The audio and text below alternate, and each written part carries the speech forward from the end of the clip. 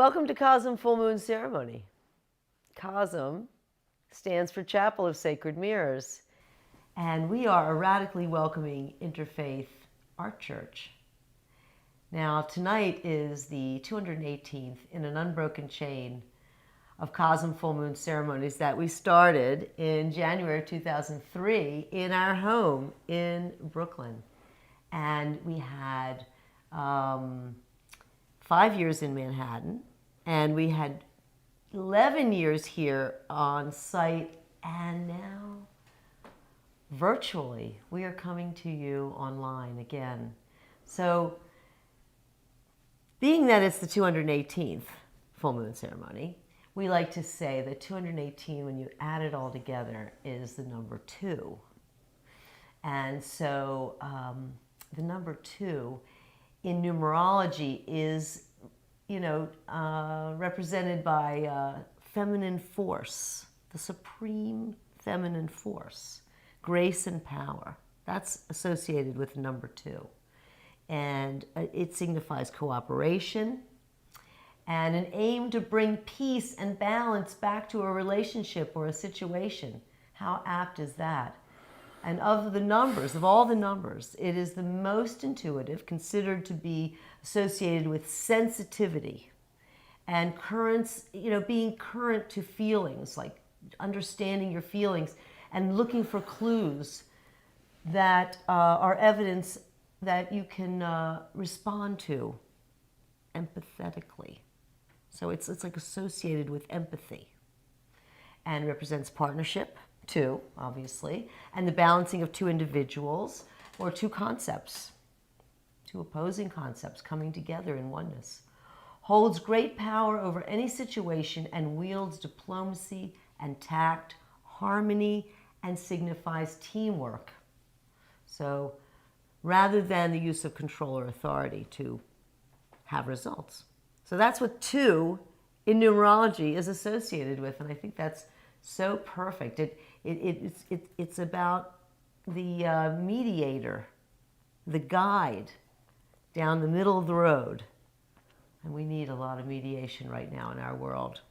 Yeah. Scary time. Well, it's the I-thou relationship. Yes. Yes. It's a sacred relationship. It's us. Well, Alex, we're here at the full moon. Why do we celebrate the full moon? Well, for 218 times that we've gotten together, we've contemplated that question. Yes, we have. And I think people for thousands of years, of course, have been coming together by the light of the full moon. There's something that feels like the high tide of the spirit. It's also the perfect time to gather at night. And really the moon is this symbol of mystery. And we look at it and we have a luminous kind of perfect circle. It's a symbol of the soul. And as this symbol of the soul and wholeness, it's the sacred geometry of oneness, this perfect circle, we see reflected on the moon the light of the sun. So what we see there is really a mirror. It's mirroring a greater light, just as each one of us is a sacred mirror, reflecting a greater light, the light of the divine. And so the moon is a great symbol for that. And a shaman, Alex Stark, told us long ago that it would be a great way to gather together with community to meet around the subject of the sacred mirrors. Because we had a vision many years ago about a chapel where we saw all of the sacred mirrors around in a circle. And we saw that this could be an empowering tool to evolve consciousness, to contemplate our oneness and our unity as a tribe of human beings and the web of life. So really, for this reason, for many years, we've been getting together now to gather community to build the Chapel of Sacred Mirrors. Now, the Chapel of Sacred Mirrors happens to be being built. It's nearly built, and inside of the Sanctuary of Visionary Art, Entheon, here on the property, which is still underway, and has been a community project for all of these years. So we thank you. We thank a community who has gathered together and created an artwork together, which is this Sanctuary of Visionary Art, Entheon. Well, it feels like the world is going through a multi-dimensional crisis right now.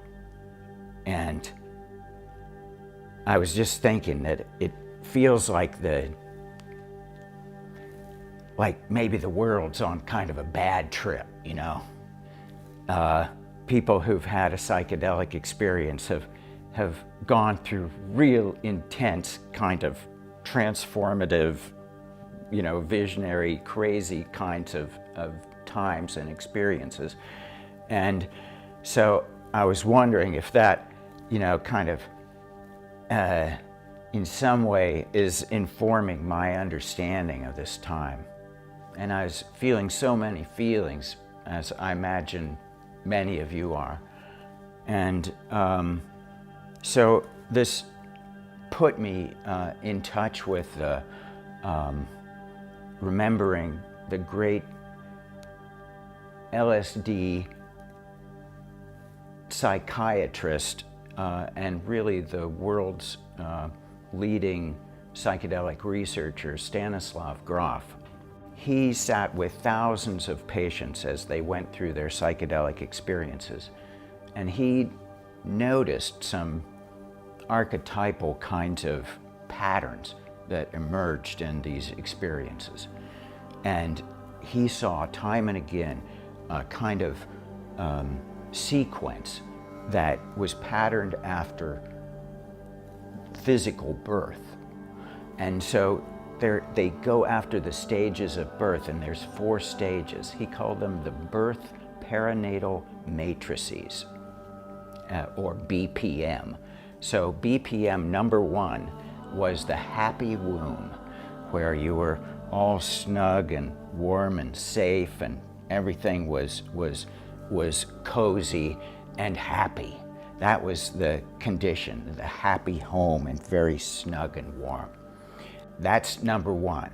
Number 2 is when those safe walls start to crush in on you and you start to feel like you're trapped.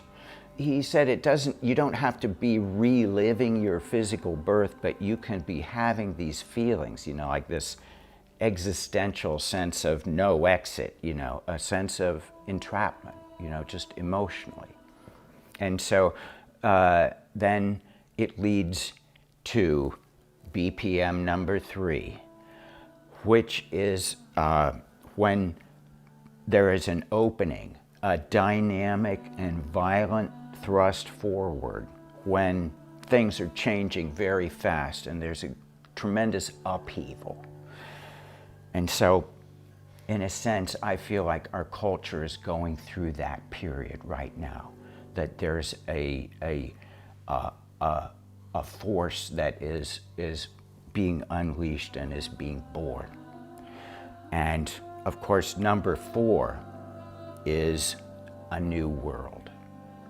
So there is a new world being born in each one of us that is coming forward as we pass through this world crisis together. And so, you know, it's about breathing. All of these crises have getting a breath in common. And so this is also a birth crisis, getting the first breath of life. What are we going to breathe into and become? So as creators, we think having a church that centers on creativity and our own creative spirit, this is a way that each one of us can get back in touch with the vital center of meaning inside of yourself. You may be going through a lot of feelings. I hope that you're taking some time to journal, to write some things down, to think about what's important, maybe to make art about it. Of course, we encourage you to draw, but anyway, writing poetry, any kind of creative endeavor, even cooking a meal or something, some way of translating some of your feelings and passions into an artifact or some kind of creative expression. This is a way of getting the subjective, feeling out into an objective state. And that way you can get a little bit of a distance from it, and you can maybe move on from there. And so as a community, every full moon we would get together, and in this room, hundreds of us.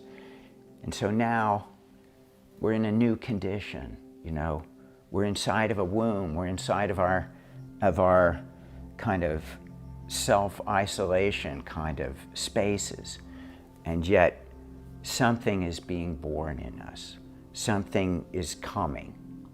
And so I hope that you're getting in touch with this. One of the ways that some people like to get in touch with this kind of spirit, maybe you haven't prayed before, but consider prayer. You don't even have to believe in God to talk to your higher mind. There's elements inside of us. So one way to get in touch with it is to pray.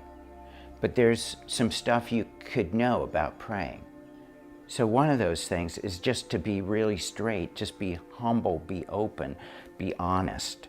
You're talking inside, and you're talking to this ultimate mystery that brought you to life, okay? And so with humble gratitude, really, you find a way to praise this ultimate mystery, this divine reality that you're an expression of and is all around us and is within you. Praise God for whatever you're grateful for. And then you acknowledge your own shortcomings and see where you could have done better and ask forgiveness. And then you can move in with the request, or if you have a question, and then leave space for Spirit to speak to you. And then you thank Spirit, and really that's it, You may get some kind of image, you may get some insight. This is a way to tap into your superconscious mind. So bring it into form, express it, share it with your community, and thank you to everyone who is connecting with the Cosm community. Thank you for being out there tonight. Happy full moon. And now we're going to hand it over to our dear friend Tyler. Thank you, Alex and Allyson, for a beautiful opening to the June full moon ceremony. Welcome to everyone at home, and thanks for tuning in. Cosm full moon ceremonies showcase the creative talent of people in our global community. Tonight, we've selected from the archives a couple of memorable and powerful performances from past full moons. This first performance is from Ozioma Egwuonwu from October 2019 with a meditation for 2020. What I want to offer is first a quote to help frame this little mini invitation that I'm going to make to each of you. And it's from Martin Luther King Jr., Dr. Martin Luther King Jr. All of life is interrelated. We are caught in an inescapable network of mutuality, tied in a single garment of destiny. Tied in a single garment of destiny. Tied in a single garment of destiny. And imagine if every single one of us right now, sitting in this room, and in the next, and in the next, could come together in a collective vision, a collective intention for our planet Earth and every single other dimension that exists. So I invite you now to close your eyes and to take a deep breath in and out, allowing ourselves to just arrive in this space, in this place, in this moment, in this time. And as I speak these words, invite yourself to become available. We are tuning in now, tuning in now, tuning in now, tuning in now into the time that we are in. We are tuning in now, tuning in now, tuning in now to greater possibility. Allow your very essence to become available to a higher frequency. Allow your very essence to rise higher, to feel deeper, to become more. And in the screen of your mind, I invite you now to see a version of yourself. A version of yourself that can be a contribution to a greater possibility on this planet. I invite you now to see that contribution, whether it is making art, writing poetry, dancing, through conversation. I invite you now on the screen of your mind to begin to tune in to your contribution for a greater possibility on this planet. What is the gift that you have come to give? What is the gift that you have come to give? Once you've tuned into it, once you've felt it, I invite you to open your eyes and join me back in the room.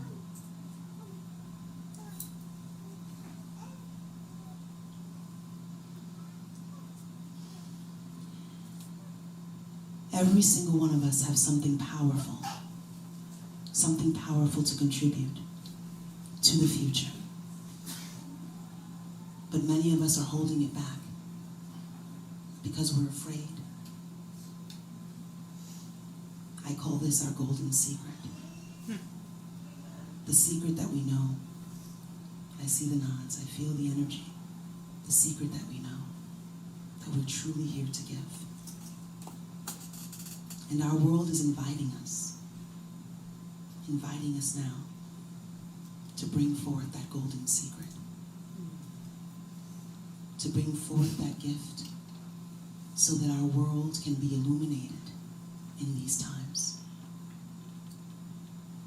And so my invitation to each of you is that in any way, in whatever way, feels most authentic to you, that you bring forth that light, that you begin to attune your energy.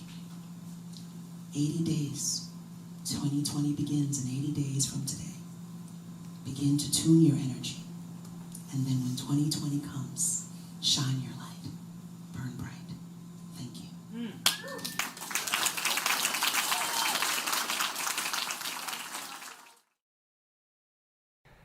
Thank you, Ozioma, for that potent message that is so relevant for these times.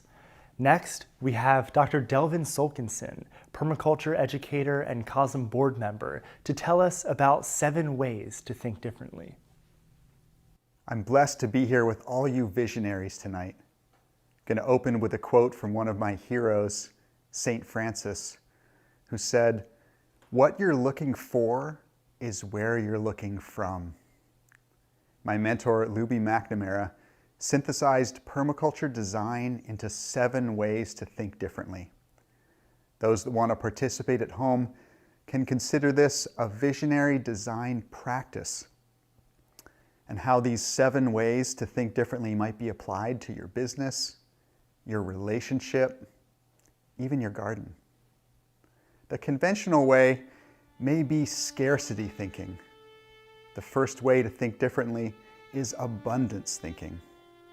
Opportunities and resources are all around you. Cultivate a capacity to contribute. Redefine wealth as love, community, and the time to be creative. Adopt an attitude of gratitude. Here at COSM, we work hard and keep the faith. St. Augustine said, "Pray as though everything depended on God. Work as though everything depended on you." Work hard to manifest abundance and be an optimist. The conventional way may be dwelling in the problems of the world. The second way to think differently is solutions thinking. Challenges are opportunities to evolve. Focus on solutions and be proactive. What are your gifts? And how can you share those gifts with the world? The global COSM community is part of the solution for our world because we're on the side of life. Step deeper into service, be a solutionary. The conventional way may be reductionistic, seeing things as separate and segregated. The third way to think differently is systems thinking. Cultivate integral relationships based on the understanding that everything is connected. Working in networks creates emergent possibilities through the power of synergy. In conventional thinking, 1 + 1 = 2, but that's only true in the abstract world of mathematics. In the real world of synergy, 1 + 1 might equal biddly-doo, a whole new unimagined possibility. Systems thinking unlocks non-linear manifestations. COSM is working together with a global network of people and communities to design a regenerative future culture. Strengthen the network, be a possibilitist. Conventional thinking may be mechanistic, thinking like a machine. The fourth way to think differently is thinking like nature. Harmonize with the cycles, patterns, and processes in your bodies, in your and in the natural world all around you. COSM synchronizes with the full moon, new moon, and celestial events. Coming together powerfully and creatively during these times attunes us to the rhythms of nature. James John Audubon said, "Remember, the world is not gifted from your parents, but borrowed from your children." Think like an earth citizen. Be an ecologist. The conventional way of thinking may be competitive. The fifth way of thinking is cooperative thinking. Working together with others, we combine our skills and talents and gain abilities that we wouldn't have on our own. In conventional thinking, 1 + 1 = 2, but in the real world of holism, 1 + 1 might equal 64 or 273. COSM is an opportunity to manifest the miraculous, to achieve what would be impossible without the cooperation of a global community. Work together, be a team player. The conventional way of thinking might be doing things now because that's how they were done in the past. The sixth way of thinking is thinking for the future. Design for succession. How can you leave a legacy of positive change? How can your handprint bring benefit to people and the planet? COSM is all about the legacy. We're creating an enduring sanctuary of visionary art to serve current and future populations. Generations from now, your great-great-grandchild might come to COSM onto the back patio of Entheon and say, my great-great-grandparent helped build this place. They were on the temple building team, and I can prove it. Look, there's a brick with their name on it. You too can be part of this legacy. You can sponsor a brick to share your name or the name of a loved one and an uplifting message, something for future generations to remember you by. The conventional way may be a lot of talk and not much action. The seventh way to think differently is moving from thinking to doing. Design for succession. The conventional way may be a lot of talking and not much action. The seventh way to think differently is moving from thinking to doing. Nelson Mandela said, action without vision is merely passing time. Vision without action is merely daydreaming. But vision with action can change the world. Step deeper into this great work. Be an actionary. I'm honored to be a member and part of this growing global membership. It's so powerful for me to be part of an organization that I really believe in and that I want to participate in. Become a member. Be a stand for COSM. I'll close with a quote from Rumi. The one you are looking for is the one who is looking. Happy full moon, everyone.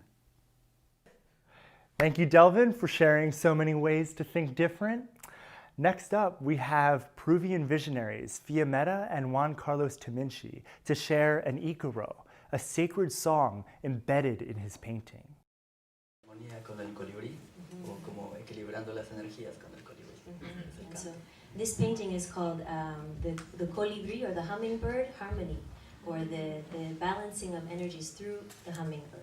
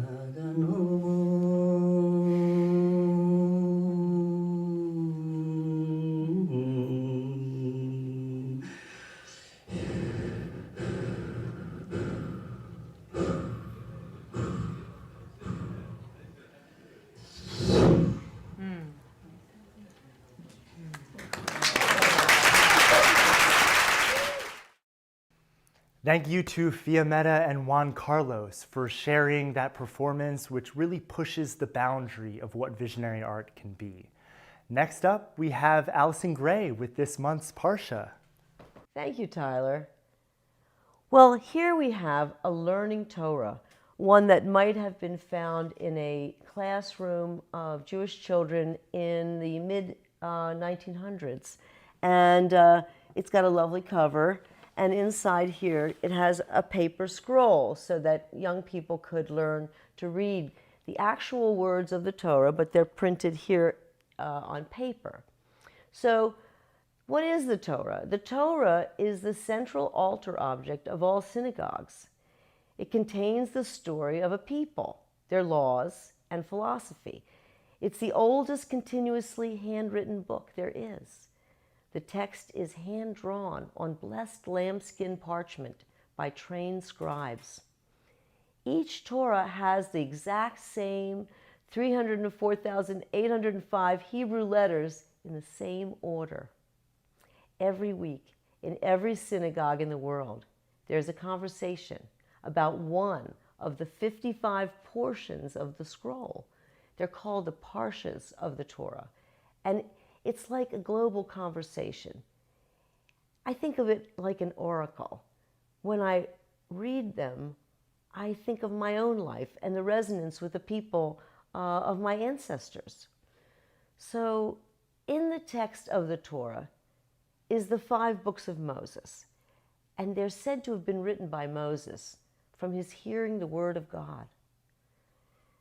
Book 1 is Genesis, the beginning, with the 7 days of creation. Exodus, Leviticus, Numbers, and Deuteronomy follow. And at the end of the 5 books, Moses departs from the people to die alone on Mount Nebo. So, after Adam and Eve, we know that, begat and begat and begat. And then the first Jew, Abraham, Isaac, and then his son Jacob, and his 12 sons and 1 daughter, and they are the 12 tribes of Israel, growing, prospering, and multiplying. So one of the sons, Joseph, in the amazing Technicolor Dreamcoat, was sold, if you remember, into slavery by his brothers and became the prime minister to the Pharaoh when he saved the region by predicting and managing an impending famine. Generations and several pharaohs later, the Jews became powerful and mighty. They grew, they multiplied, and eventually they were feared by others, and they were enslaved by the government. This week, we pause to reflect. Many are in the streets protesting the tight place that profoundly exists today for African Americans whose ancestors were enslaved in our country. We pray for the end of slavery and oppression here at home and in all the corners of the world.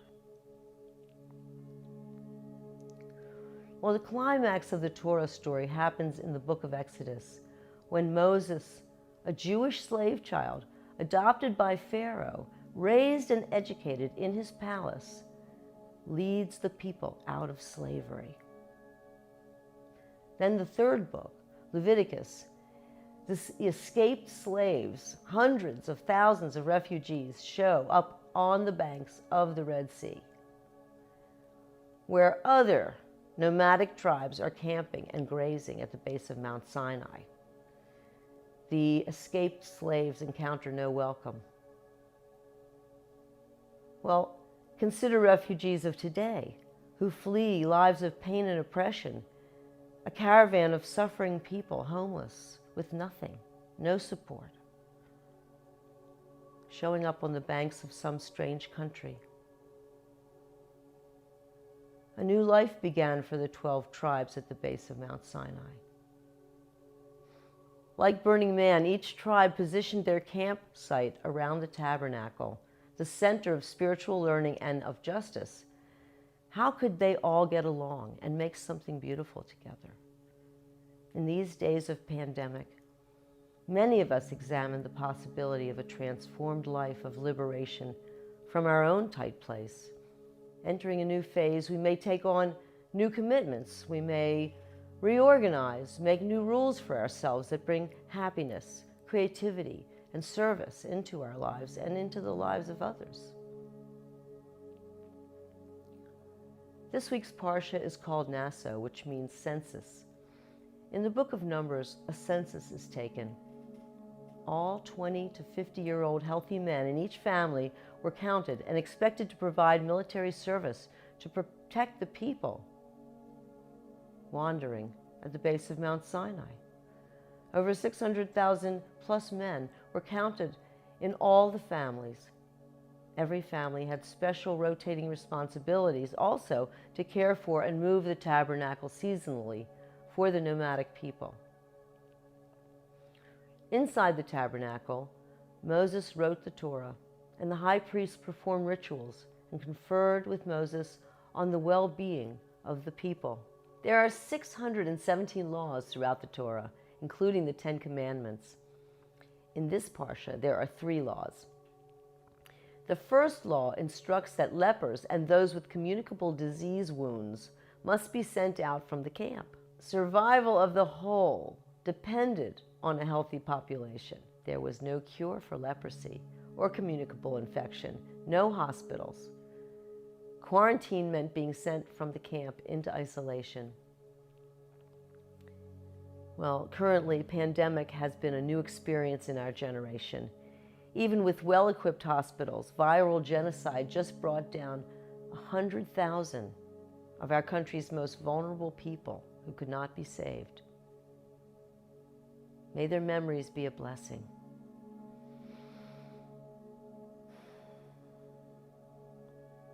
The second law in this Parsha prescribes a ritual to satisfy the complaint of a jealous husband accusing his wife of intentional adultery, who has no evidence of the transgression.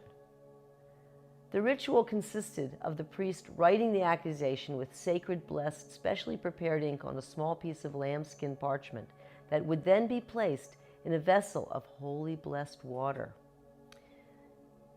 The accused was instructed to drink the bitter water. And it was said that if she was guilty, her belly would swell and her thighs would sag, and she would become a curse word among her people. But if the woman has not forfeited her purity, she would remain healthy and be blessed with offspring. So the science of 3,500 years ago may sound like witchcraft and hexing today, but there are rituals still performed that intend to affect the mind, for the good and for the evil. We may hear our mind judging the rituals of others. We may notice the double standard around male and female sexuality that still occurs today. Well, the last policy in this Parsha has to do with men or women who would like to take vows of a Nazir, to live a strict and holy lifestyle. Nazir means consecrated or separated, and a Nazir would separate from the rest and abstain from all alcohols derived from grapes, anything from grapes. Refrain from cutting their hair. They'd shave their head first and let it grow. For the duration of their nazirship, they would have to avoid corpses and graves and any structure containing the dead, even those of family members. Synchronistic that two of the laws in this week's Parsha deal with quarantine and separation. Many of us may be taking on new initiatives in our lives. We may be finding new habits, shifting old paradigms, initiating practices to improve behaviors that we've been putting up with in ourselves. Well, take a moment to consider how you might be ready to challenge unwelcome ways. Let's end with an adapted blessing from the end of Parsha Naso. May the Almighty bless you and keep you. May the force of the universe illuminate the divine countenance for you and favor you. May Supreme Creator lift up the face of the Eternal One toward you and establish peace for you. Yashikawa. Thank you, Allyson. It's always fascinating to see how ancient wisdom can be relevant for modern times. Next up, we have COSM leader and permaculture educator Grace Solkinson to share blessings of healing and memorial. Sending out blessings to the world community. We recognize that there are a lot of people in the world right now who are hurting. We'd like to take a moment as a community to invite you to join us in sending a wave of love out into the world and to send out prayers of healing to those who need it most. Please pause with us for a moment of silence. And if anyone comes to mind, we invite you to speak their name aloud as a prayer for healing.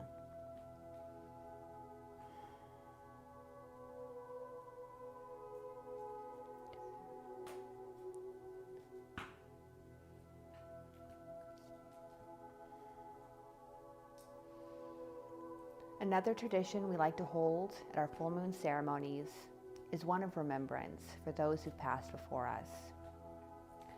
Please pause with us again and bring to mind any departed friends, family members, or loved ones. If you're called, you can speak their name aloud to bring them into this moment with us.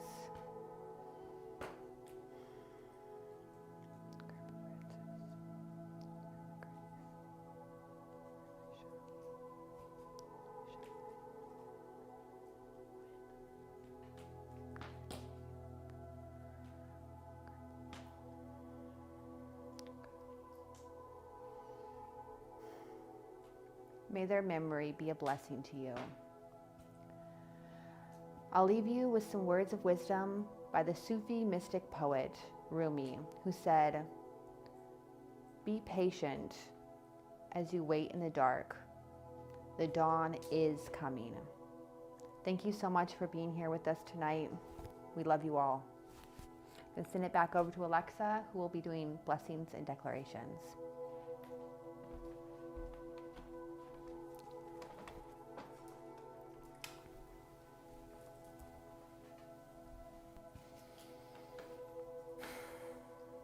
To all supporters, friends, and people who I have yet to meet, COSM extends prayers of health and protection to you, your family, and your community. This has certainly been a time of contemplation, an opportunity to look in the mirror and ask ourselves, have I taken a moment to sit and appreciate?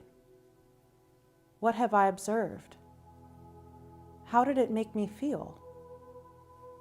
What have I learned? And with this wisdom, what are my actions going forward? A blessing is a favor we ask for ourselves or for others, for protection or benefit. A declaration is an intention shared like an affirmation for yourself and your life.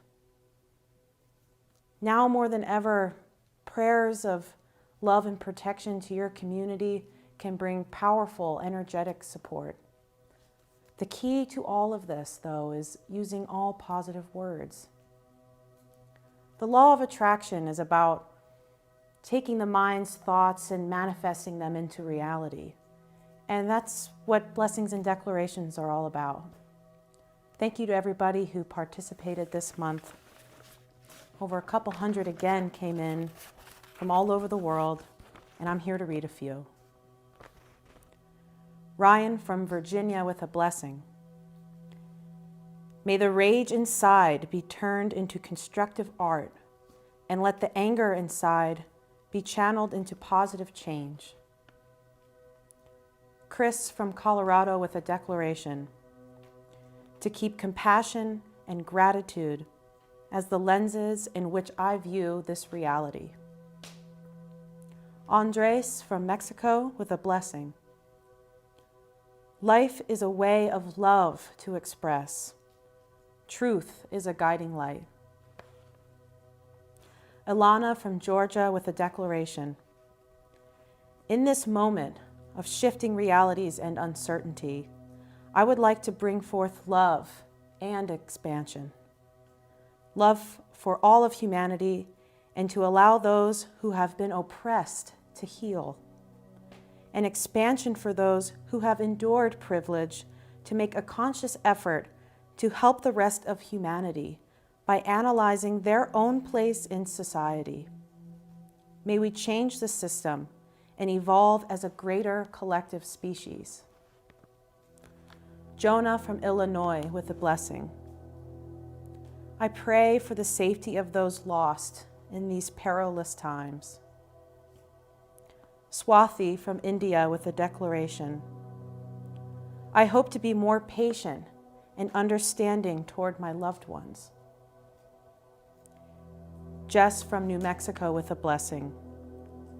May we all come to know and experience our true prosperous nature, our interconnectedness with each other, the planet, and the cosmos. May we see our own reflection in the eyes of the stranger and know they are one in the same with the eyes of the beloved. May the veil of the illusions of duality cease to bind and entangle us, and may we all awaken to the truth. This scroll of blessings and declarations will now be offered to the holy fire currently set ablaze behind me. Alex Gray once wrote, "Love is what makes us alive. That's why we feel so alive when we love. Service is being available to love." So let's have the courage and try our best to listen, seek to understand, and find beauty in the infinite network that is this crazy world.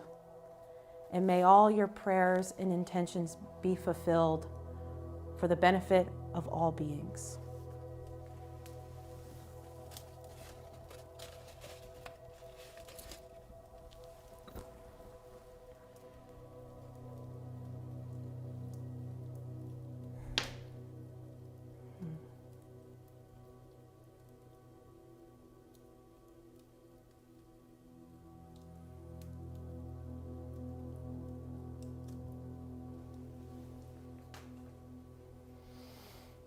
COSM is staying committed to its community outreach. The media team is staying laser focused, pumping out new content weekly on the COSM podcast. Our new URL, cosm.tv, is accessible to all and features all of our virtual offerings. Consider subscribing to our YouTube channel or any other platform where you get your podcasts. In building news, the Gray House has received a fresh coat of paint, and progress continues in Entheon, closer than ever before to receiving our certificate of occupancy. An opening date is yet to be determined. Shout out to the COSM team. What have you been up to? Be sure to tag us on social media and share any creative project or insight that you've been thinking about or working on. COSM is a stand for healing and affirms the light of spirit in all beings. So much appreciation for the Visionary Art Tribe and all truth seekers who are on the front lines, waging peace with creativity as a spiritual force. If you feel called, consider contributing to our mission to build an enduring sanctuary of visionary art to uplift a global community. Visit buildentheon.com to learn more. Thank you, everybody, and be well.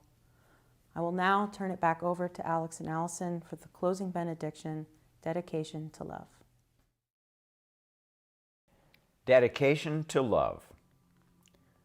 From the core of our hearts, we dedicate ourselves to the complete and full expression of love in all our activities and in all our relationships. Love is the soul's medicine, a refuge in our hearts, protecting us from utter despair. Finding compassion in the eyes of the beloved and the stranger gives us the courage to endure. May love sensitize us with care and wisdom. May love help heal the sickness and wounds of life. May love enable us to forgive and accept ourselves. May love enable us to forgive and accept each other. May love help us overcome our cruelty and bitterness, our greed and jealousy, our ignorance and delusion. May love rule our hearts and minds, directing us to reach out, doing our best to benefit others, to heal suffering, to give gifts, to create beauty in the infinite network that is our world. A heart of loving kindness pours creative grace into the world to alleviate pain and mend the heart net. To the healing art of love, we dedicate ourselves. And may any merit generated by this gathering be offered to the benefit and liberation of all beings. Happy full moon, everyone. Happy full moon. Mwah.